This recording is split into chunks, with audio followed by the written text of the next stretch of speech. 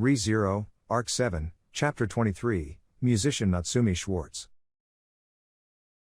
Subaru, looking at his reflection in the crude mirror, Natsuki Subaru, or rather, the being who used to call himself that, squinted their eyes and carefully inspected themselves over and over again. Dark eyeshadow and carefully curled eyelashes reflected back.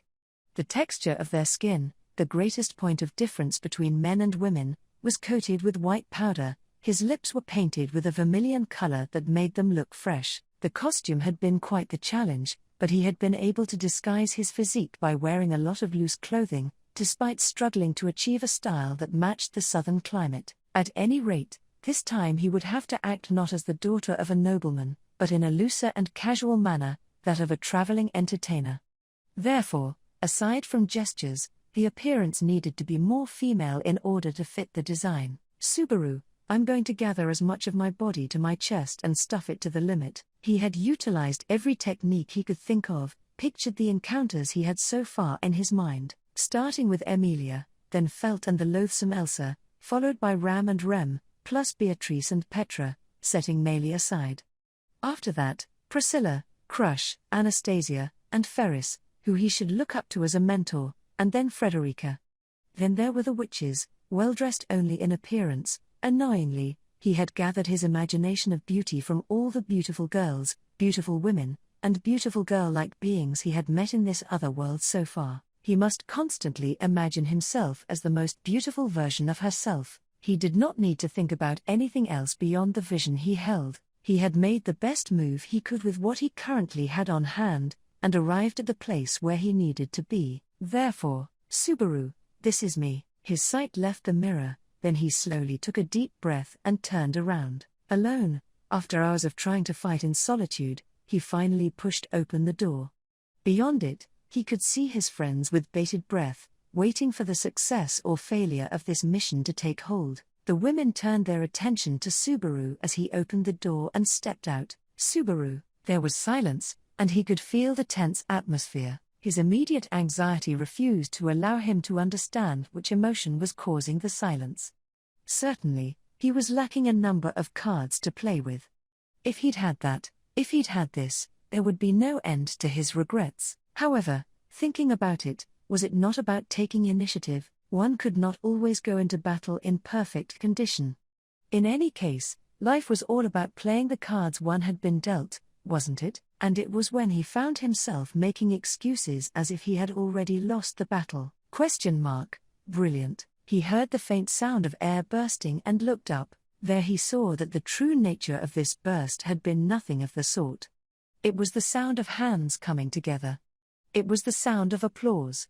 The sound was a mixture of congratulations, admiration, and respect. Subaru, me. He looked at the person clapping and was about to call out in a manner unbefitting a lady, but stopped himself in time. It was still incomplete. He gently put his hand to his throat and let the air bounce there in small puffs. Then, just as the gears clicked in his mind, he smiled. Subaru, my Zelda-san. My Zelda, HK, no way, your voice? What in the world, how in the? Subaru, once I've decided to do something, it's my duty to do my best. There are lives that can be saved if I don't cut corners. If that's the case, then there's only one thing I have to do. My Zelda, ooh. The smile disappeared and he pointed one finger up towards the heavens. The close thicket of trees prevented him from seeing the sun, but it was not the heavenly beings he had to show this to, only the many friends gathered here. Look at them, from head to toe. It didn't matter if it was from the front, the back, the right, the left, or anywhere in between. He must constantly imagine himself as the most beautiful. If he succeeded in tracing that image, succeeded in recreating the ideal, then he would have nothing to fear. Here, with authority, Subaru, Natsumi Schwartz's advent. That's what Natsumi Schwartz heroically, or rather, declared like a lady. My Zelda, the woman who had stopped clapping in front of him, nodded deeply. She then lined up next to Natsumi, supporting his back with her hand. My Zelda, my world was too small. You were right, Subaru.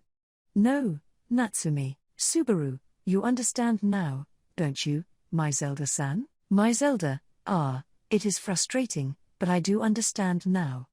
Beauty can be made. Zelda lowered the corners of her eyes and smiled gently, while Natsumi smiled back. The people of Shudrak that were gathered there also looked at each other as they witnessed the beautiful scene.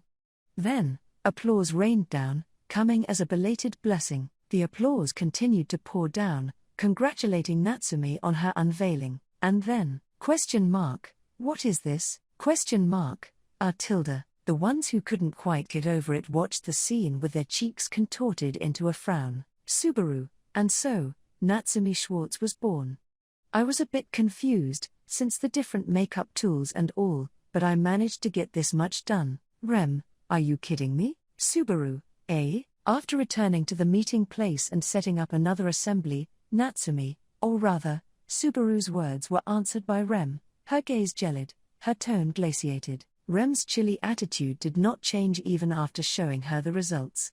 Subaru pointed to his face and said, Subaru, I need fake eyelashes after all. For the wig. I managed to borrow some black hair from the Shudrak. Rem, I'm not talking about that. I think the makeup and wigs are well done. But you don't have to talk like a woman forever. Subaru, yes, but the state of mind is also important, isn't it?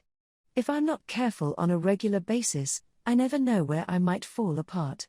Besides, Subaru, if I indulge in the fact that I'm a man, the goddess of beauty will turn her back on me and…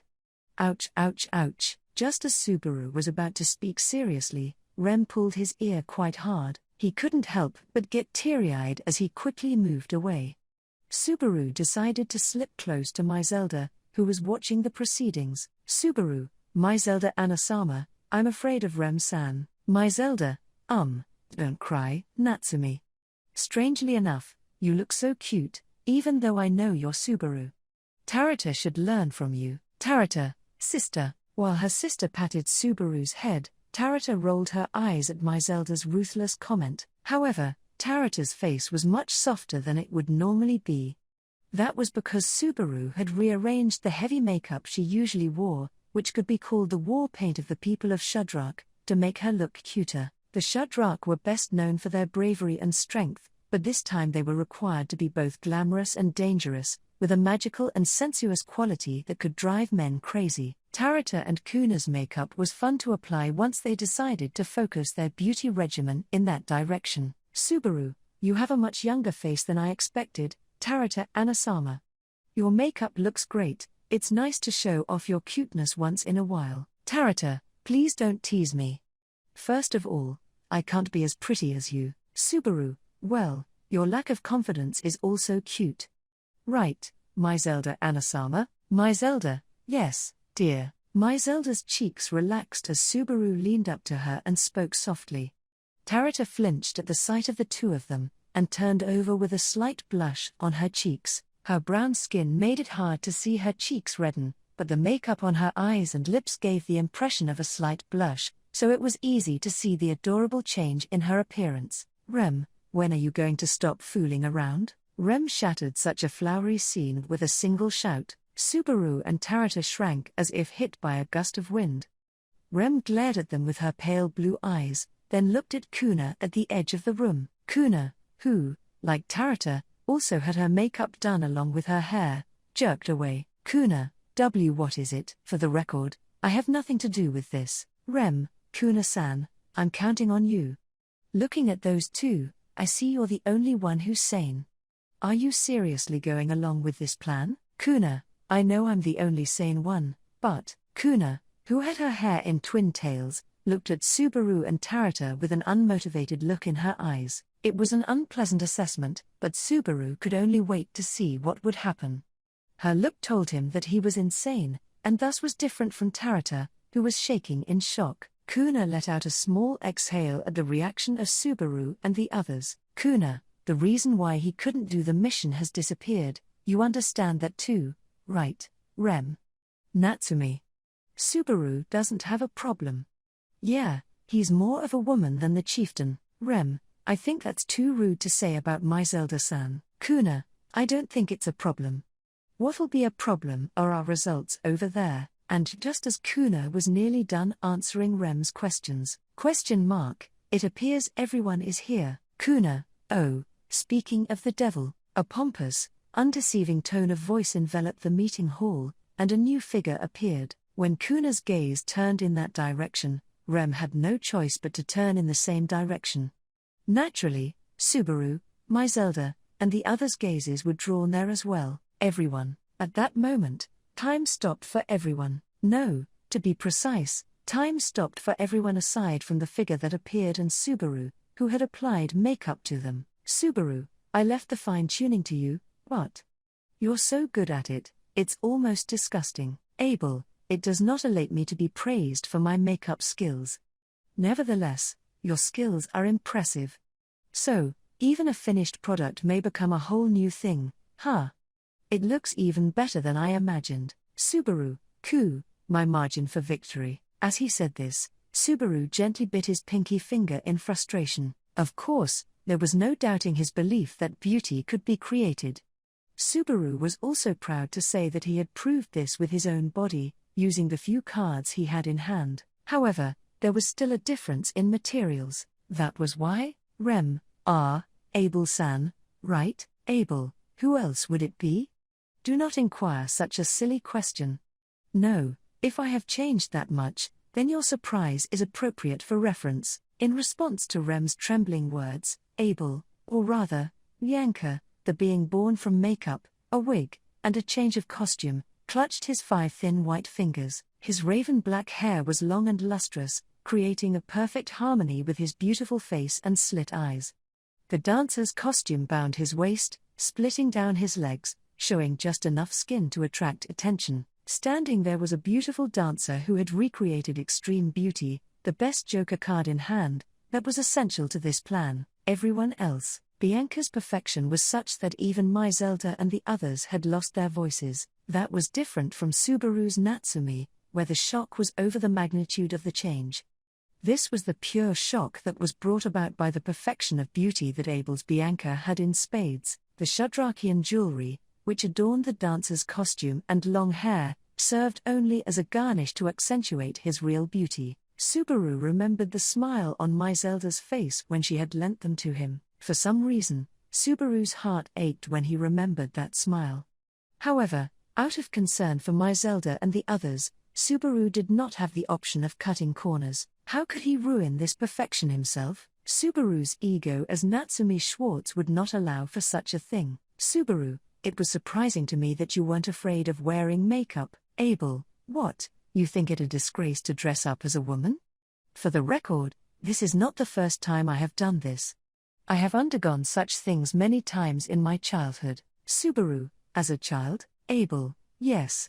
Considering my position, I would state it is a good idea to possess a wide range of ways to protect oneself. Subaru's lips curved at Abel's words, not Bianca's, a beautiful woman who crossed her arms adorably. Perhaps his past experiences were referring to the secret feuds he'd endured as a candidate to become the next emperor, before actually taking up the seat. In Wallachia, where the succession to the throne was apparently much more tumultuous than in Lagunica, it was easy to imagine the possibility of assassination being employed in the battle over who became the next emperor. In order to survive such a harsh life, he would have sometimes had to disguise his appearance and even gender. Abel's willingness to make sacrifices, including his own, seemed to have been shaped by his childhood, before he won the throne of the emperor. That was how it had come about, and now appeared in Abel's Bianca, now dressed as a woman. Subaru, still, it's kind of annoying that you're aware that you're beautiful. Abel, that is exactly what is ridiculous.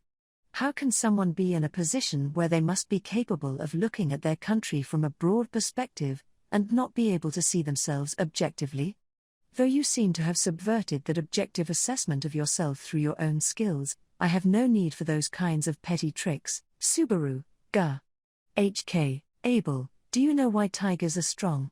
Tigers are strong because they are strong. Subaru was struck by a concept that he had heard from Garfield as well. The theory that tigers were strong because they were tigers became attributed to the fact that Abel was beautiful because he was Abel.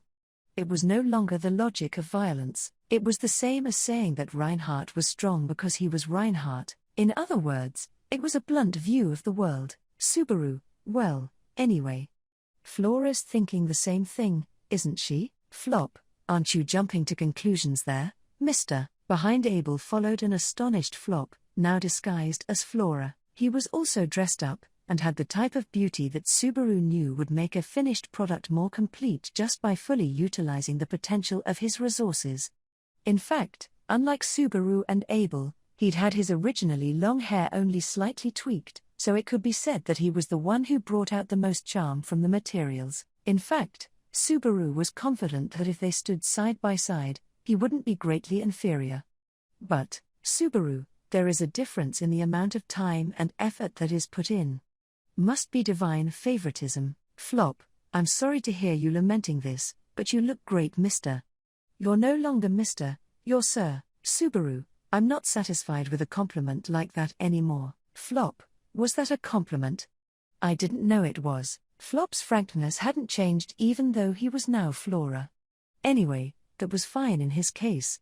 Although he would need some acting guidance to follow the plan's directions. In this situation, however, it was Abel who would be the most important. Subaru, Flora and I can play instruments. Therefore, your role is, Abel, dancing, huh? I do not require being told, I have the plan in my mind. The importance of my role alike. Besides, Subaru, besides, Abel, I am not as excellent at dancing as my dead sister, but I am pretty close. His cheeks twisted, and even his triumphant, arrogant smile was beautiful. Abel's confident attitude was reassuring, and at the same time, it made Subaru's heart burn with anticipation. In fact, Abel had demonstrated his devilishness without regret as a complete Bianca. If Abel's self-awareness was correct, Subaru could have high hopes for the dancing as well. Subaru, dash. All right then. If you have that much confidence, show me how good you are. After all, you can't take back whatever you've spat out. Abel, whatever I spat out, huh? As in, when one is being spat down upon by the clouds, you mean? That is quite a roundabout way of saying it, but that is fine. I shall display it to you. Subaru, Abel, it is the least I can do, to reward you for offering this plan. Abel's arrogance did not diminish, even when dressed as a woman, as if he never doubted himself. Feeling both reassured and threatened by this, Subaru softly looked at Rem. Unfortunately, he couldn't let her accompany him for his plan, but still, Subaru, please pray for my safety. I'll do my best for you, Rem, dash. Dash. Dash. Dash. Yes, Subaru, it took you long enough to pray, didn't it? Subaru shouted at Rem's late reply, who looked sincerely mystified. Louis, beside Rem, pulled her head back in tightly as she heard this. It seemed that even she could not recognize Natsumi as Subaru. For the moment, it was a good thing that the reaction convinced him that he had gained some momentum for the mission. Operation Kamaso Takaru, that was the name of the operation aimed at Zika Osman, the womanizer, and general second class of the empire. Inspired by a tale out of the Kojiki, the name for the operation had been Subaru's suggestion. Fortunately, no one had not raised any objections. It was uncertain if they had respected Subaru, the one who had come up with the plan, or if no one cared about the name of the operation in the first place, but it was a good thing that there had been no trouble over it. 2. At any rate, there was no point in a plan in which the element of luck inevitably came into play. Of course, they would spare no effort to improve their chances of success, but it was difficult to accrete luck. However, it was not a bad thing to gain a favorable condition, even if it was a small one. Leaving the Buddhim jungle, the group set course for Garrel. The 5 members of the party were Subaru's Natsumi, Abel's Bianca, Flop's Flora, Tarata, and Kuna. The rest of the people of Shudrak were led by Myzelda in a separate party, with Rem, Louis, and Medium among them. Hiding away from the city, they would need to attack the walls of the fortress city and act as a diversion if the need arose. However, that was only an insurance policy, a less than ideal insurance policy in case the plan fails. If the plan were to fail, Subaru and the others would be in a very dangerous situation by then. Anyway, Subaru, personally, I think the first checkpoint's the most important one. Subaru muttered this, looking up at the main gate, in which the front was glaring down at them from high above. They were going to challenge the main gate again, which they had once forced their way through, albeit that had passed a few days ago. Naturally, after what had happened the other day, the security level at the checkpoint was higher than before. In preparation for another invasion by rebels, special emphasis had been placed on dragon carriages, ox carts, and other vehicles that could hide people in their cargo. He could hear the shouts of merchants and travelers as their tools of the trade were mangled, their carts turned over, and their straw carefully poked with swords. To be honest, he felt quite bad for them. However, considering the chaos that would occur in the city ahead, he thought it might be wise of them to turn back here. Of course, there was no way he could give them that kind of advice, but, next, what about you guys? A stern man's rough voice struck Subaru's eardrums as he pondered. Upon looking up, he saw a bald-headed guard with a strong physique beckoning toward him. The man called the group forward, and Subaru hung his head reverently at the head of the group. Subaru, we are a troupe of traveling entertainers. We come to this city from the north.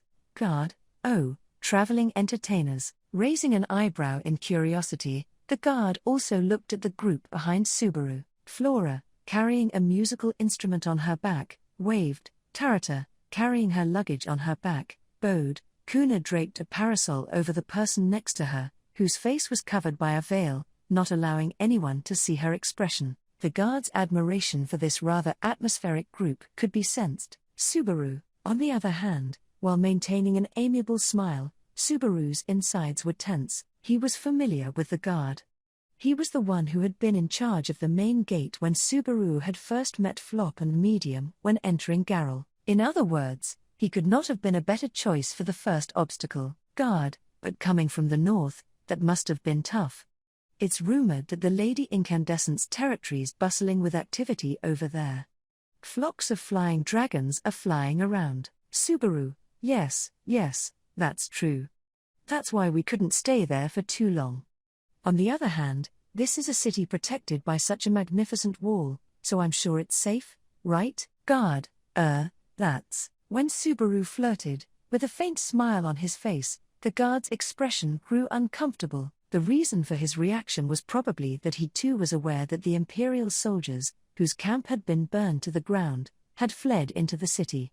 On top of that, the commotion caused by Subaru and his companions the other day had probably made the Imperial soldiers in the city more alert and the atmosphere tense. That must have been the reason for the guard's slurred speech. That being the case, there was no reason not to take advantage of it. Subaru, are you worried about something in this city, by any chance? Guard, yeah, kinda. It's something that's easy to find out even if you try to hide it. As a matter of fact, the Imperial army's stationed in this city right now, and they're having trouble with the tribes to the east. So, Subaru, oh dear. That must be suffocating for the people of the city. Guard, that's right. Apparently exasperated, the guard leaned forward at Subaru's words. Although it was hard to distinguish between the two when not in contact with each other, guards and soldiers basically had different positions. Guards in a city belonged to that city only. Soldiers, on the other hand, belonged to the country, in this case the Empire. Their chain of command was also fundamentally different. The guard in front of him was also a member of this city and had a duty to protect it. However, the current situation was that the Imperial army had taken over the city hall, and the guards were being ordered to do this and that. The guards had no reason to be used as a toy by the Imperial soldiers. Guard, in addition, they took over the city taverns by themselves, calling it night patrol. And since they don't pay well, it's not good for business. I can't handle it anymore. Subaru, oh dear, how terrible. My heart goes out to you. Between you and me, I've had my share of rough experiences with the arrogance of the Imperial soldiers. Guard, oh, really? A beautiful woman like you. After he threw in some agreeable reactions, the guard's response softened at once at Subaru's deep and loud approval. Actually, the man seemed to be quite friendly, so Subaru lowered his voice slightly, then said, yes, and turned his head to look away. Seeing that meaningful gesture, the guard said, oh, miss. Before he became flustered. Guard, are you okay? If you don't want to talk, don't bother. Subaru, no, I'm fine. It's an old story. It's just that before, I was forcibly captured by the Imperial soldiers and put in a cage and treated like a slave. Guard, that's Subaru. They sometimes did things like intentionally extend their feet to make me trip and fall, and at other times they would even threaten me with blades. Guard, that's unforgivable. The guard clenched his fists in righteous indignation as Subaru tearfully recounted his past. Seeing the man's ears reddening in fury, Subaru muttered softly, "You're so kind." Guard, no, I'm not trying to be nice. Anyone feel the same way you do? Subaru, then, hey, guard-sama. If you feel sorry for me, please let me in. If you do, guard, then what? Subaru, then I'll give a makeover to the atmosphere of this city, which the Imperial Army has made so bleak. His voice was quiet, but the enthusiasm in his voice was passionate. Hearing this, the stern face of the guard flushed with surprise. His gaze turned to the troop of traveling entertainers lined up behind Subaru. Guard, ladies, what arts exactly are you gonna show us? Subaru, of course, we have traveled around the world and learned many different arts. I also like to sing, play a bit of music, and do a little magic. But, guard, gulp, Subaru, the best part of the show is the dance of the troop's flower, the danseurs. With those words, Subaru pointed to a figure standing in the center of the group, protected by a parasol. Her face was hidden by a veil, and she was the main attraction of the troop. The guard's eyes widened and stiffened as he took in the gaze from behind the veil. His throat was frozen, even though not everything was exposed. Guard, it was natural to be blinded and unable to move. It was a masterpiece that would have frustrated even Subaru.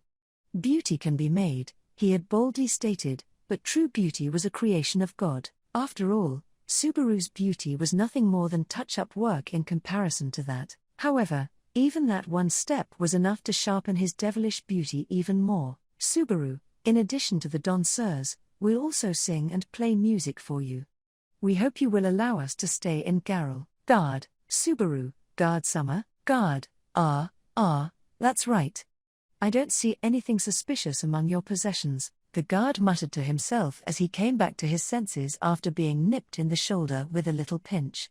He then put his hand on his chest and looked around at the group, breathing softly to check the beating of his heart, and as much as possible, while consciously averting his gaze in order to not become mesmerized by that fiendish visage. Guard, you can come in. If you're gonna perform somewhere, it's better to stay away from the main gate. The main street in the middle of town's a good place to start. The city hall's too crowded with soldiers to be a viable candidate. Subaru, well, that's very kind of you. When will guard-sama be available? Guard, oh, me. My shift ends just before dinner at dusk, and then I'll go eat. Subaru, then please let me know where that restaurant is. I'm sure that if you bring some of your colleagues with you, we'll be able to thank them for their hospitality towards us. He gently leaned in and whispered so into the guard's ear. When the guard raised his eyes in surprise, Subaru smiled at him and moved away. Then turning to his troop mates, impatiently waiting at the checkpoint. Subaru, okay, here we go, folks. Let's clear the atmosphere in this city as a gift. With that, Subaru led the people who had stopped in their tracks and passed by the guard. With the guard holding his ears and looking on in amazement, Subaru and the others walked proudly and unhindered through the main gate into the city. Watching them go, the guard exhaled quietly. Guard, let's try to finish work as soon as possible for today. He blurted this out. Flop, well, that was a thing of beauty, sir. I'm beginning to think that maybe you have more talent as a merchant than I do. A few moments after passing through the main gate with his luggage, Flop aka Flora praised Subaru's behavior at the checkpoint with a twinkle in his eye. There was no lie in his open-hearted words, and Subaru nodded cheerfully. Subaru, yes. I'm honored by your praise. But I'm not a merchant by any means. I got my own business that I need to attend to. Flop, things you need to do? Like what? Subaru, of course, it's not about being a lady, it's about helping the people important to me. Flop's eyes widened slightly upon hearing Subaru's words. However, he quickly relaxed his gaze and nodded. Well, yes, Flop, then we need to make this plan work. and reassure the misses as soon as possible. Subaru and Flora, we don't want to make Medium-san feel uneasy, do we? Flop, ha ha ha ha. My sister would never be worried. My sister is a very tough girl, both physically and mentally. I can't imagine her feeling down. Subaru agreed with Flop, who smiled cheerfully, albeit unladylike. Like Flop, he could not imagine Medium feeling down either. The two siblings must have helped each other through many a rough times. That was why Subaru had a responsibility to help the two people he had gotten involved. Subaru, it's getting harder and harder to mess up, isn't it? ? Wait, please wait, Subaru. No, Natsumi. Subaru braced himself, as he heard a weak voice from behind. He looked over to see that it was Tarata, who was carrying the group's luggage. She was unlike her usual self, as, after leaving the jungle, Tarata had changed her makeup. Instead of the Amazon-esque Shadrakian attire, she wore more fluttery clothing, and her image now was that of an exotic ethnic dancer. Rather, it was less revealing than her usual attire, but as Tarata glanced around, her cheeks dyed red with embarrassment. Tarata, hey, isn't this kind of attention-grabbing? There's something weird about Kuna and I. Kuna, don't drag me into this, please. If you're talking about something strange, there's no one stranger than Natsumi. What the hell was that with that checkpoint just now? You're too good with men. By the side of the flustered Tarata, Kuna touched Subaru with her usual low intensity. After those words from her, Subaru put his hand on his cheek with an oh my. Subaru, it's not the first time I've dealt with a gentleman. And don't worry, Tarata-san. It's not that you or Kuna stand out. It's all of us who stand out. Because we're beautiful. Flop, because we're beautiful. Nodding profoundly, Flop and Subaru both agreed. In response, Tarata looked incredulous as she voiced out a bow. Tiffle, Tarata, if you're going to use words like that, then give them to my sister. Flop, what are you saying, Miss Tarata? Your charm and your sister's are two very different things. First of all, by no means am I disregarding my admiration for Miss Myzelda when I pay my compliments to you. She's a different case, and you two are in entirely different categories. Tarata, HK. In an instant, Flop took Tarata's hand and said this with a radiant smile. Tarata's eyes widened at the vigor of it, and her mouth slowly opened and then closed rapidly. As the blush on her cheeks grew, Subaru put his hand over his mouth and let out a my oh my. Kuna, give me a break. Tarata's particularly attached to the chieftain, and has hardly ever left the forest. That's why she's not very tolerant. Subaru, well, she's smiling. But you're calm, right? Kuna, I've been sneaking out of the woods more often than not, and I've never had a great and fearsome sister. I have a younger sister who's quite a handful. In the back of Kuna's closed mind, the person was probably Holly. They were like sisters, like best friends, like parent and child. However, Tarata's words could not be ignored. ? Around them, attention was certainly focused on the cross-dressing Subaru walking down the streets past the checkpoint. In addition to their unusual attire, the entire city was on edge as the Imperial soldiers were on high alert. Naturally, the citizens of the city would be very suspicious of strangers. If that was the case, then, Abel, it is an opportunity. Subaru, only for curious eyes, isn't it? Under the parasol, a sharp gaze pierced Subaru's profile from within the veil's shadow. Nudged to stop talking nonsense, Subaru replied with a sultry, yes. However, Subaru agreed with the danseurs that this was a good opportunity. Therefore, Subaru, let's follow the advice of the guards and make our debut on the main street. Flop, all right, see. No, Miss Natsumi. Flop followed along as Subaru decided to start the performance off with a bang right on the spot. They took off part of their costumes, exposing their shoulders, stomachs, and backs. They then stepped out, each holding an instrument in their hands, poised at the sides of the main street. And then, Subaru, come on, come by and take a look. I will now show you a song and dance that has been handed down through time and across the world, from beyond the great waterfall of the Far East. This is from a traveling troupe that has come to the city today to perform. Subaru intoned a promotional line loudly, and then Flop, who had received eye contact, began to play the lulaya, a stringed instrument held in his hand. The light sounds combined to form music, which drew even more attention from the people who heard it. Oh, what's going on? They say they're traveling entertainers. Music. Wow, that's quite a collection of beauties. The people walking down the street, lured in by Subaru's words and Flop's music, stopped or peeked out from the inside of buildings, having their attention drawn by the troupe. Subaru and Flop were on the lead instruments, as Tarata and Kuna followed with simpler percussion instruments, such as castanets. Subaru was grateful enough that since Flop was more skilled than expected, so he had no qualms with the music. More importantly, the odds of victory were roughly 50%. Subaru, from now on, we will sing and dance a story from a different world, far, far away. It is a story of people, dragons, demons, and strange beings that cannot be expressed in words.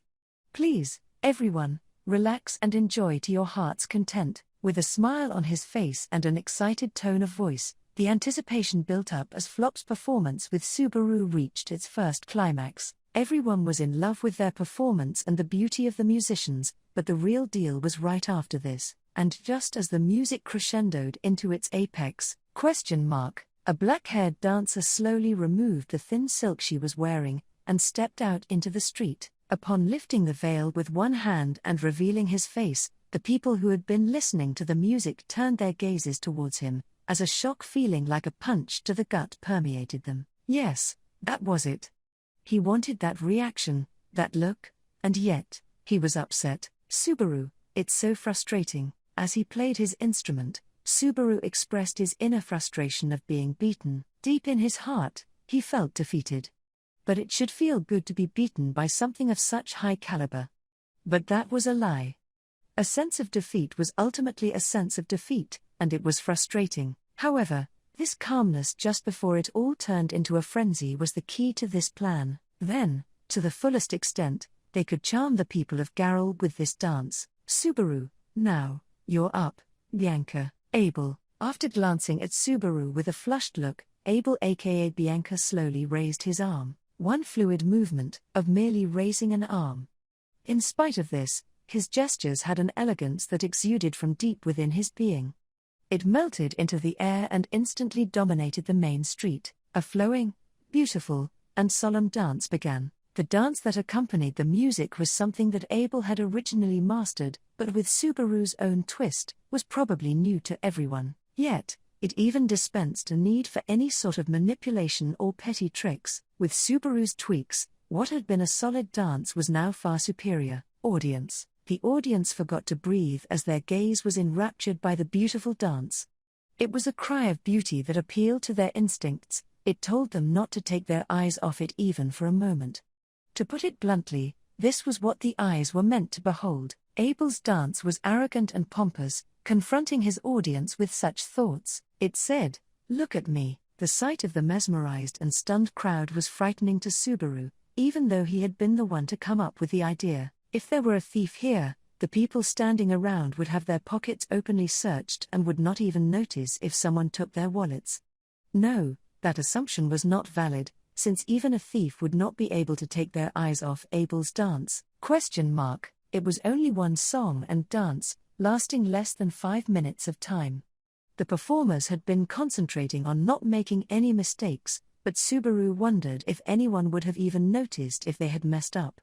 To be honest, Subaru's true thoughts were that it would be doubtful. Once the performance ended, Abel's heels and toes made ground. Seeing this posture, the audience finally realized that the dance was already over and Abel was just standing there. Immediately, the main street was filled with applause and cheers. Just as Subaru had hoped, just as he had aimed for, it was a resounding response. However, unlike Flop, who was holding up his instrument and responding to the cheers, Subaru was smiling to the crowd with mixed feelings. At any rate, Abel, he had no idea what to say to Abel, who smiled triumphantly at him. The reputation of the troupe in the fortress city of Garrel had been determined by the great success of their first performance, a demonstration of sorts set on the principal avenue, but the response had been far greater than they had expected, and so the troupe's activities after that became much easier. However, Subaru, don't forget that we were only brought into the spotlight because of our novelty. Our performance is just a hasty effort. Our act now is merely a passing fancy. Flop, I see. In other words, we need to work on our skills steadily, don't we, Mr. Subaru? Yes. That's why we need to work tirelessly and be alert every day. Subaru clenched his fists firmly while Flop, who sat upright, nodded with a smile. In contrast to his loud voice, Flop was a very good listener and responded quickly. Admirably, Subaru's speech gained momentum thanks to Flop. Anyway, it was not Flop that Subaru really should be talking to. Subaru, you too. Don't let your guard down. Tarata, oh, now we got caught in the crossfire. Kuna, we did? When Subaru pointed at them, Tarata and Kuna immediately looked displeased. Inside the inn, the two of them had taken off the clothes they'd dressed up in, and gone back to their Shudrakian style, which appeared almost like underwear. While working as members of the troupe, they were properly dressed, but as soon as they entered the secluded inn, they looked like this. Subaru, you're slacking too much. Tarata, I'm not saying we're not relaxing, but on the other hand, what about her? Subaru, what do you mean?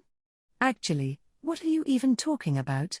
You know, I find these conversations without a clear subject pretty annoying. Tarata, Natsumi, that's what. Why you would pretend to be something you're not, even when no one's looking, is beyond Kuna and I. Is it really necessary? Subaru, pretending to be something I'm not? Having no clue, Subaru replied questionably, and Tarata and the others were taken aback. Naturally, it's a joke, Subaru said, as he dispelled their surprise. Subaru, nevertheless, I can't accept that notion. You know why? The devil is in the details, as they say, and it's the seemingly useless details that bring about the reality of the situation. That's precisely why it's essential to flop, not cut corners in places outside the public eye, is what you're saying. HHM, as expected, Mr. No, Miss Natsumi.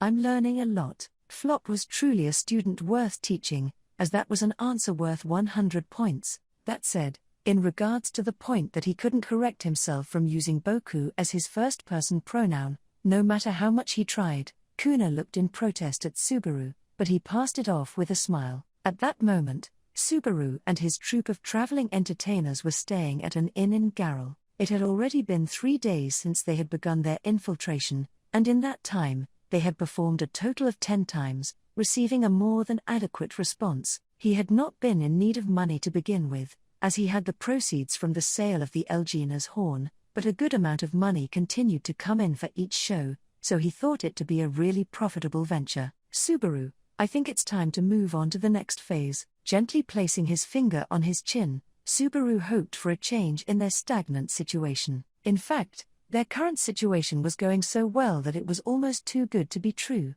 Every show was a great success, and the citizens, including the guards, displayed a lot of interest.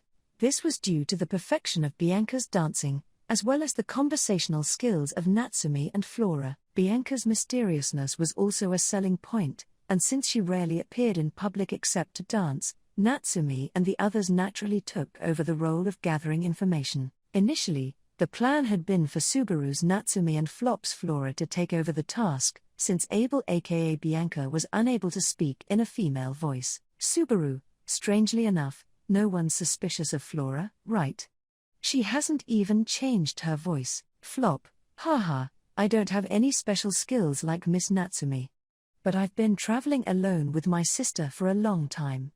Maybe I've picked up some of my sister's habits or something, and that could have given me this feminine-like aura. Subaru, so it's from medium. Flop happily proposed his new theory, but the medium that appeared in Subaru's brain was beautiful in appearance, and her ever-changing facial expressions were adorable and charming.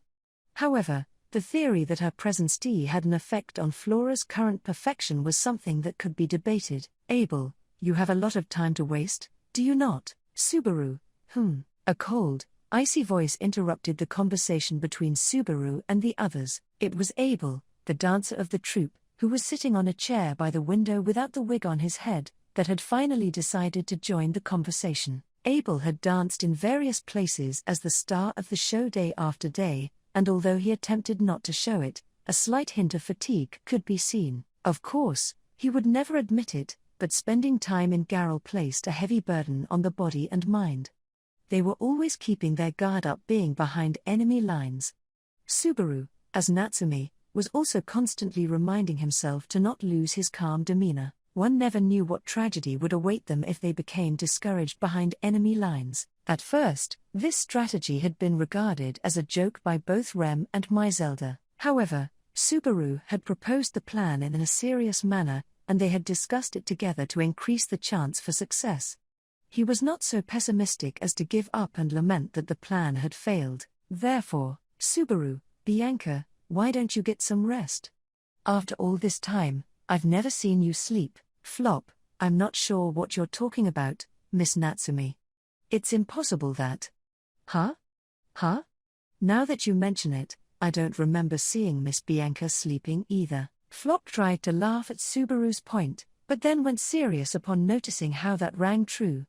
Not paying attention to Flop, Abel snorted and ignored it. Abel's strong sense of caution was ongoing, and he did not lower his guard with Subaru and the others. Of course, Subaru understood that it was not easy for a man in his position to be able to open up to others, but the fact that he could not show any signs of relaxation, even to his comrades who were undertaking this life-threatening mission alongside him, was more than a little tiring. As usual, he would not even blink both eyes at the same time, despite the fact nobody here would do anything were he to close both of them. Subaru, that way of life is tiring, isn't it? Abel, are you really the one telling me this? Abel frowned back at Subaru, the latter conveying his honest thoughts. Hearing this, Subaru was unable to comprehend it all. It was true that Abel's way of life was definitely suffocating, and Subaru's was not. Abel, it is especially pathetic that you are not aware of it, but I forgive you. Keep doing your best. Subaru, you don't have to tell me, I'll keep living. As for you, Abel, closing both eyes signifies surrendering the right to life and death to the other. I do not take myself lightly enough to allow that to happen, even for a moment. Subaru, Abel, do not lose your sense of tension, I am sure you have touched on it before. With those words, the ones Subaru wished to retort with were blocked. Subaru stared at Abel's profile with a bitter feeling, but he was no longer being taken seriously. Abel, who had taken off his wig and jewelry, wore feminine outfits at the inn, so that he could change into Bianca as soon as something happened. That was the justification as to why he looked so good without his wig, even though he should be in an unbalanced state without it. This was the beauty of the tense atmosphere that was the result of the ever-present battlefield mindset Subaru had told the others, Flop included, to maintain. And while he was thinking about Abel's cold profile, Abel, there is movement. Subaru, wah? Muttering this, Abel stood up from his chair and went to his bunk. Subaru was taken aback as he witnessed how quickly he had put on the wig that had been left there. However, the meaning of that action was made clear immediately. Loud and uninhibited footsteps came up from downstairs, and the door to Subaru and the others' room was violently slammed. ? So this is where the traveling troupe is. Open up. It's a messenger from the city hall. Subaru, just a minute, sir. ? Haha, don't make me laugh, I ain't waiting. We're soldiers, a hoarse voice mocked the panicked Subaru, and the door of the room opened unceremoniously. Then, a man dressed in the red and black uniform of a soldier strolled into the room. The man had two swords on his back, his face twisted with joy as he hid his violent impulses, one that Subaru had already seen. Jamal. Subaru, Jamal, don't be so frightened, I ain't gonna eat you. Jamal snapped his teeth at Subaru, who involuntarily gasped and stiffened. With an eye patch over his right eye, he glared over the room with his left, not bothering to hide his unrefined attitude, chuckling heh. He then looked at Tarata and the others in their underwear, who had been slow to react. Behind him, other than Jamal, there were 4 other soldiers. Apparently, it was Jamal who led them, and no one dared to interrupt his rough and brutish demeanor. With his men following behind him, Jamal nodded his head in agreement. Jamal, I see, we got some beautiful ladies here. When I heard those love-struck bureaucrats talking about it, I thought they were exaggerating. Subaru, Soldier Summer, what can I do for you? Jamal, I'm talking right now, woman. The tension in the air made Subaru chew the inside of his mouth. Jamal suddenly grabbed Subaru's neck with his hand, not with the intention of breaking it, but with a soft touch to stop him from speaking. Still, the agility of his movement and the strength of his grip made him feel just how vast the difference of their abilities was. After all, Jamal, despite his appearance and bad attitude, was very good at what he did. Up to that point, he was probably the most skilled person Subaru had laid eyes upon in the Empire, although scary and strong were two different things. Jamal, you've got a nice, defiant look in your eyes. I like those sharp eyes, too, Subaru. I'm flattered by your compliments. Jamal, I also like the fact you don't talk too much. How about I invite you to my bedroom tonight? And Jamal's face was close to Subaru's, as he looked at him with a lascivious stare. Even at such a close distance, he did not seem to have noticed Subaru's true identity. That in itself was welcome, but it seemed to have tugged at his heartstrings in the opposite sense. He had received such invitations before, but he had always been able to avoid them with a smile and a good story. But when dealing with Imperial soldiers, it became hard to refuse. It was then that a strong wind blew. Subaru, unexpectedly, a breeze more forceful passed through the room, and Subaru's black hair flew up and tickled Jamal's cheek. After a moment of annoyance, Jamal turned his attention to the window and saw a figure standing there. It was the black-haired dancer who was causing a stir in Garrel, standing there, wig back on and holding his elbows in a relaxed manner. Catching the figure head-on, Jamal whistled in surprise. It was a great show of boldness, whereas most of the people were stuck admiring her. Jamal, so this is the danseuse I've heard so much about. No wonder you could pull it off, Abel, humph. After Jamal released Subaru with a breath of surprise and admiration, he quickly approached Abel. He then grabbed him and made the danseuse face him. Even though he was unaware, he was holding the Emperor's precious face in his grasp, giving him a crude smile. Subaru thought that was exactly what someone had meant when saying ignorance was bliss. Abel, Jamal, you're a thick-skinned woman, unlike that one. But that's also okay. Abel squared his jaw and quietly stared at his opponent. While Subaru was on edge, Jamal sniffed as he engaged in the Empire's utmost level of disrespect. Then, Jamal turned around with his grip still on Abel's chin and, Jamal, rejoice, traveling entertainers. I'm here to invite y'all to a feast at the City Hall. Zika Osman, General Second Class, who runs this city, requests your presence. Subaru, Zika Osman, the General Second Class. Jamal, ain't it an honor? For a traveling entertainer to be invited to join General Second Class of the Empire. Subaru clenched his fists consciously, as if to say so it begins. Jamal's pompous words overcame the disrespectfulness of the scene and sent a shock of surprise and joy through Subaru. Zika Osman, General Second Class. It seemed as though they had caught the exact fish they were trying to hook. Jamal, no way you traveling entertainers are gonna turn me down, right? Subaru, that, flop, of course not. We'd hoped to bring song and dance to the Imperial soldiers. It was the true meaning of our trip. Jamal, good answer. I like that. Subaru's hesitation was overshadowed by a more immediate answer from Flop. Flop's charm, which allowed him to open himself to any opponent, was on full display here against Jamal. Jamal, feeling good about Flop's crisp answer, quickly and roughly released Abel's face, then staggered to the entrance of the room. And then, Jamal, get ready to go. I'm taking y'all to the City Hall. Subaru, what? If you've invited us, we'd like to join you lat. Jamal, don't worry about it. We've been told to bring you there. This is our job, too. You can change right now. I'll also have my men in the back carry your belongings. Subaru, Jamal, it's a general's only banquet tonight. We lowly soldiers can only hope for more after tomorrow. So, with no intention of letting them go, Jamal's vulgar gaze harassed everyone in the room. Apparently, they could not afford to ruin his good mood.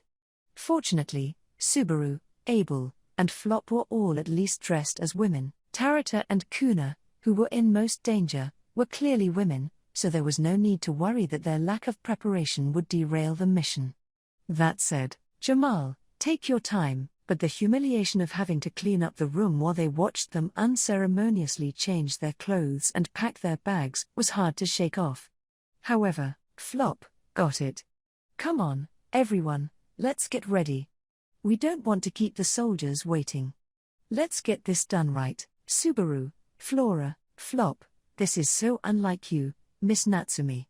Neither blood nor tears suit you. Subaru, his boiling anger disappeared at Flop's words, who then smiled at him. The words which he had taken the trouble to add at the end were taken as a dare to remind Subaru of the purpose of the bloodless siege. Subaru, dash. Yes, you're right. Here, you and Bianca prepare yourselves. Especially since Bianca is a clod who can't do anything but dance. Abel, taking advantage of Abel's inability to speak, Subaru delivered a scathing assessment of Bianca. Abel's gaze stabbed him, but Subaru brushed it off. He quickly cleared up the luggage in the room, changed his clothes to go up to City Hall, and forced himself to behave as Jamal wished. At best, he could only whistle and enjoy watching them change. Subaru was sure the biggest shock and regret of Jamal's life would be waiting for him at the time the operation went according to plan. That was the reason why. Flop, no. I don't think you have to go so far as to need to shake your butt, Miss Natsumi. Even to the untrained eye, there was nothing in the city hall that looked like military equipment. Since the building was used for the management of the city during peacetime, it was only natural that no military equipment was prepared here. Even so, there were currently more than 300 Imperial soldiers in the city, and more than 500 if the guards were included, so the defensive power was sufficient. More importantly, Subaru, we've succeeded in sneaking into their bosom, but, inside the building, Subaru chuckled as he took a look at the map in his mind. Operation Kamaso Takaru was progressing unexpectedly smoothly. He hoped that if the beautiful traveling entertainers became the topic of conversation in the city, the general known as the womanizer would take an interest in them, and ultimately invite them to a banquet which would allow Subaru and the others to seize their target. By being invited directly to the city hall, Subaru could see an opportunity to realize their plan. At the same time, however, another problem surfaced. Subaru, we're going to have to carry out the operation tonight. There was no time to tell this to Myzelda and the others in the second squad. Jamal, who had come to pick up Subaru and the others at the inn, had not allowed them to make contact with the outside world, not out of caution, but because of his perverseness. There was no mistake that Jamal was a troublesome person, as he had bad intuition, yet compensated with good skills. Even inside the city hall, Subaru and his team's activities were restricted, and since they could not take separate actions for any reason during the course of the meeting, they had yet to inform the other team of tonight's plans. Therefore, Subaru, we need to contact the outside world from inside the city hall. There was also the possibility of failure, but if Subaru and the others' operation succeeded, it would be necessary to disarm the other Imperial soldiers inside the city. Naturally, this would require a certain amount of strength, so regardless of the success or failure of Operation Kamaso Takaru, they needed to be in a position to cooperate with the outside world. That was why he was undergoing a lot of trial and error. Subaru, I don't know what she's thinking, but Bianca's unreliable. It sounded good to say that he was concentrating on this evening's banquet, but ever since they had been invited to City Hall and isolated in confinement within the waiting room, Abel had been silent. Of course, he understood that cooperation with the outside world would determine the success or failure of this plan, but he had not responded to Subaru's advice. Flop was also extremely supportive, and to be honest, he had been a great help, but he did not pose as an appropriate person to discuss the plan to bring down the city hall with. First of all, Subaru did not want to do something that would cause him any more trouble. In other words, Subaru, I have to do something about it. Clenching his fists, Subaru fired himself up in the bathroom he was led to. Subaru and the others had been ordered not to leave the waiting room, but as expected, they would never forbid them from going to the bathroom. Nevertheless, they could not act recklessly, as the city hall would immediately be flooded with Imperial soldiers if they showed any suspicious behavior. Subaru glanced at the windows, but unfortunately could not even try to go outside, as they had been fitted with iron bars, and because the waiting room itself was located on the third floor of the building. He did not think the soldiers were particularly wary of Subaru and the others. However, the idea of leaving them completely unguarded was out of the question. That may be the manifestation of imperialism. In the worst-case scenario, the idea of reconsidering the decision to go ahead with the operation tonight at the banquet came to Subaru's mind. Subaru, even if we could miss the banquet, we wouldn't be able to avoid the invitation afterwards. They were a troupe of traveling entertainers with beautiful women. In the first place, when it came to bringing down the so-called womanizer, it was easy to imagine that the goal was dancing, performing arts, and the nightly fun that lay ahead. Even if he could avoid the advances of the citizens, it would be difficult for him to refuse the advances of an imperial soldier, and a general at that. And there was nothing he could do if they took him to the bedroom. After all, this was still just cross-dressing, and there was no universal guide to what to do from there on out. Subaru, I mean, if that happens, it's game over with a bad ending. So, he needed to settle things tonight at all costs. Besides, even if by some miracle they were able to avoid tonight's invitation, if Jamal's words were true, there would be a banquet tomorrow that would be attended by ordinary soldiers, rather than the generals. Common soldiers, that would, of course, include the one Subaru wanted to meet the least. Subaru, to be honest, when Jamal had come into the inn, Subaru thought his heart would stop. He was relieved that he had not recognized Natsumi as Subaru, but that didn't erase all of the danger. There was still a chance that he could have been killed by that arrow. Subaru, I don't want to call that too high a hope, do I? It was a difficult state of mind to be in. He did not want to see him again, yet he also did not want him to be dead. It was complicated. Even Subaru knew that there was evil in this world that could not be allowed to live. The Sin Archbishops were one of them, and they all stood for unforgivable sins. So, if it were a Sin Archbishop, Subaru would be willing to let them die without hesitation. But he was not one of them. He was only the object of Subaru's fear, not evil. First of all, if he were to put it that way, what about Louis, one of the Sin Archbishops, who he continued to overlook without a second thought? Subaru, it's no good. Right now, I need to focus on the plan in front of me. It was ridiculous to be worrying about his foundation collapsing now. Generally speaking, it was not just his foundation. Although he was now wearing makeup, his body and mind were still in tatters everywhere. Subaru was good at making use of what little he held in hand, and that was what made him special. Subaru, I can't stay here much longer, can I? After a thorough search of the bathroom, he concluded that, unfortunately, there was nothing there that could be used. He needed to think about other methods of contacting the outside world. There was also the guard waiting in front of the bathroom, the watchman who kept them from wandering around inside the city hall, and besides, Subaru really didn't want to be suspicious. They may have to rethink the plan. If the situation became more pressing, Abel might understand this viewpoint. Subaru, I'm sorry to keep you waiting. I've been a little nervous. Guard, oh, don't worry. I just found someone to talk to. Subaru, someone to talk to? As Subaru quietly walked out of the bathroom, the soldier on guard duty who had been waiting for him responded.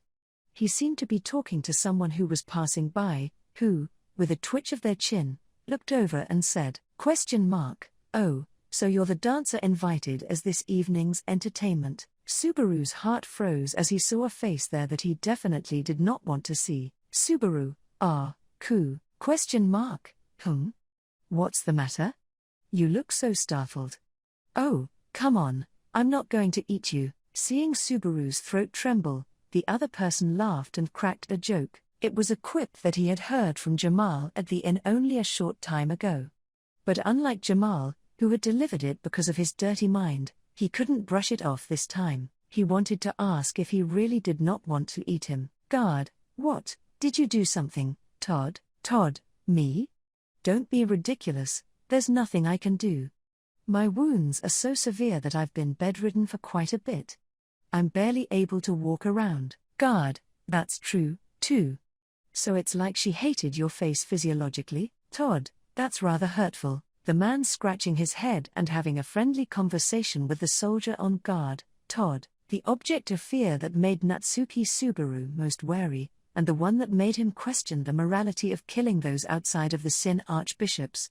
That was the nightmare personified that was chatting in front of him. Subaru, he needed to say something, Subaru thought, his brain revolving at high speed. Silence was not good. He must not give even a hint of suspicion. Todd would find out and use it as an excuse to attack. He did not need evidence or proof. If he had a suspicion, he would try to crush it. Therefore, Todd, hey, seriously, what's wrong with you? Wait, have we already? Subaru, I'm sorry. It's just that, Todd, it's just that. The same words were repeated quietly, but his heart felt like it was going to flip over. He wanted to end the conversation by saying he just didn't feel well. But just before he said it, he wondered if it was really okay. Illness was a common excuse, but it would be a lie. He felt like Todd could see through a lie. If Subaru tried to use his knowledge gained from return by death, Todd would understand his intentions and thrust a knife into him. Lies would be found out. Definitely, lies must be avoided. He was not just feeling bad. Subaru was having a hard time breathing right now. Subaru, I'm a little, scared. Todd, scared? Of me? Subaru, not just you. I hate to say this, but I was brought here a little too forcefully. He averted his gaze and tried not to look Todd in the eye. Each and every movement caused doubt to swirl in Subaru's mind as he tried to ascertain if he had succeeded or failed. He felt like if he were to be looked in the eye, his lie would be found. He felt like if he lied, they would see through him. He was not lying. He was definitely afraid of Todd. There was no twisting that fact. Hearing Subaru's desperate answer, Todd closed one eye. Todd, when she says they were forced to be brought here, who was it that took them? Guard. I thought it was soldier first class orally. Todd. Oh, Jamal. That makes sense, then. Well, sorry if he scared you. Subaru. Todd, who was convinced by the exchange with the guard, said so and apologized to Subaru. When Subaru peeled his eyes away at his unexpected attitude, Todd scratched his cheek with his fingers. Todd, I wouldn't say he's a bad guy. Jamal's got a bad mouth and personality, and he's not very smart. But he's not a bad guy. He's just being himself. Subaru. Todd, if you could, would you please be open-minded and forgive him? It looks like he's going to be my brother-in-law. His angelic sister, who looks nothing like him at all, is my fiancée. Subaru was puzzled by Todd's words that came with a wry smile. From the looks of it, Todd did not seem to be distrustful of Subaru's words or actions. Rather, he seemed to be sympathetic and concerned about Subaru's involvement with Jamal. Here, Subaru was unable to hide his astonishment at the skill he had mastered for the art of cross-dressing and the fact that he had been saved by Jamal, who was usually crude and problematic. His days of pursuing beauty, having thought they were for nothing, had not been in vain. Even the sexual harassment he had received from Jamal proved itself useful. Oh. Hey, Todd, what the hell are you doing out here? While Subaru was thinking about it, a shout of anger echoed through the corridor. It was Jamal, raising his voice and making rough footsteps. Upon noticing Jamal's approach, Todd put his hand on his forehead. Todd, oops. You found me. Jamal, I didn't find you. The guy with a hole in his stomach should rest. You thought you can't trust what you don't see with your eyes, didn't you? Todd, no, I trust you. I trust you. You're surprisingly diligent and you do your job well. But even if they work diligently, screw-ups are always gonna be screw-ups, right? Jamal, that's what I mean when I say you only trust your eyes. Jamal clicked his tongue at Todd's reply, who raised his hands and shrugged his shoulders. But when Jamal, who was approaching with a snort, noticed Subaru beside Todd, his expression changed from anger to a smile. Jamal, oh, you're that sideshow girl, aren't you? You're the one I like the most out of all of them. Hey, if you don't get invited tonight, Todd. Yes, enough. Jamal, with a fond look in his eyes, reached out and tried to grab Subaru's shoulder.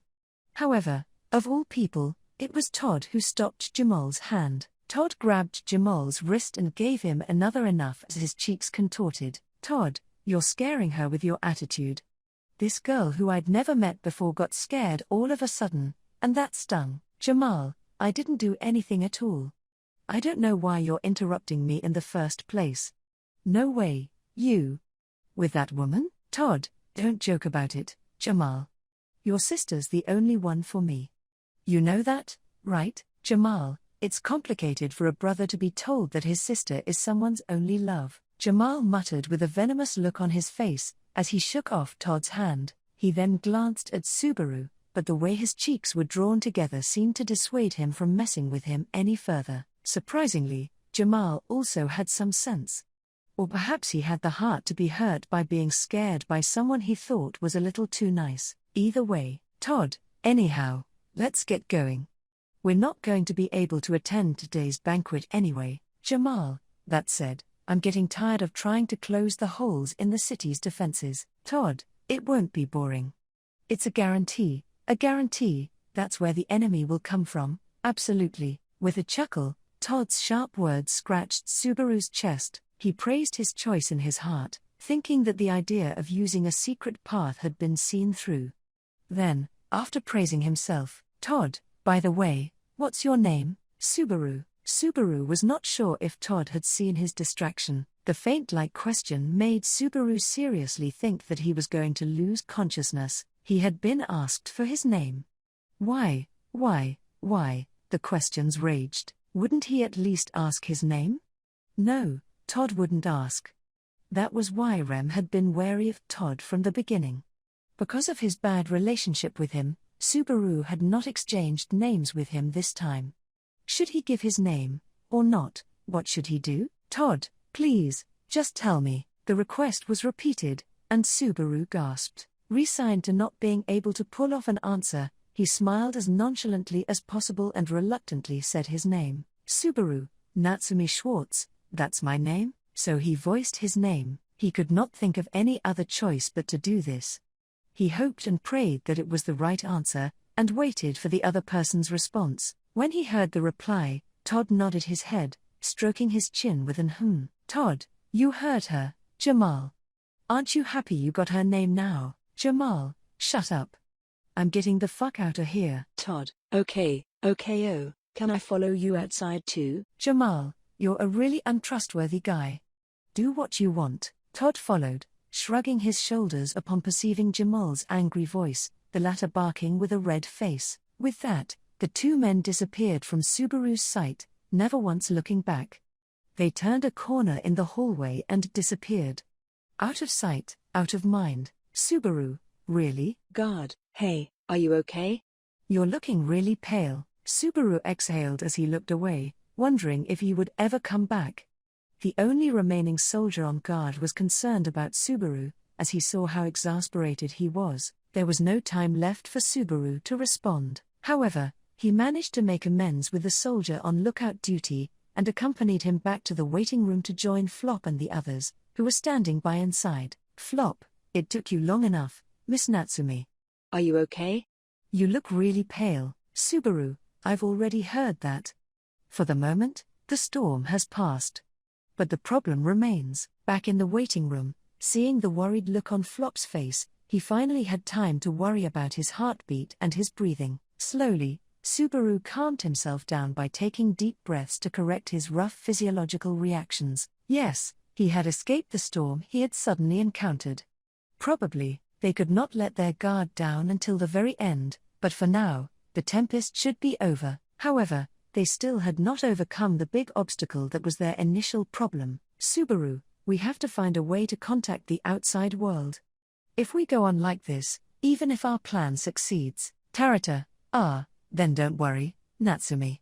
Kuna and I left a signal that my sister will understand. Subaru, what? Subaru's eyes widened as he was told that the problem he had been facing had been solved just like that. Tarata looked apologetic for his reaction, while Kuna seemed unconcerned. His gaze, directed towards them, was asking what was going on wordlessly. Tarata, well, Natsumi will be the bait, and I will signal the others, so get your job done.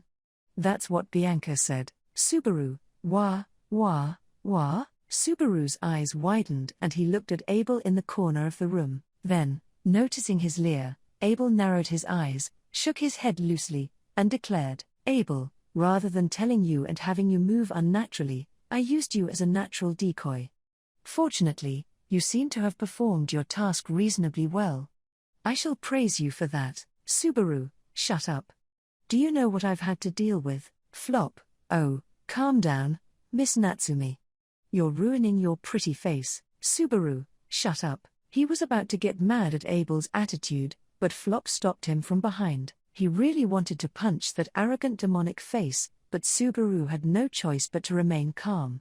As this strategy would not be possible without that face, it was unbelievably terrible that he would use his own face as a hostage. Subaru, I'm definitely going to hit you when it's over. Abel, if you have so much time to think about what you shall do after its terminus, then I am sure you shall be able to perform without fault. Subaru, Flora.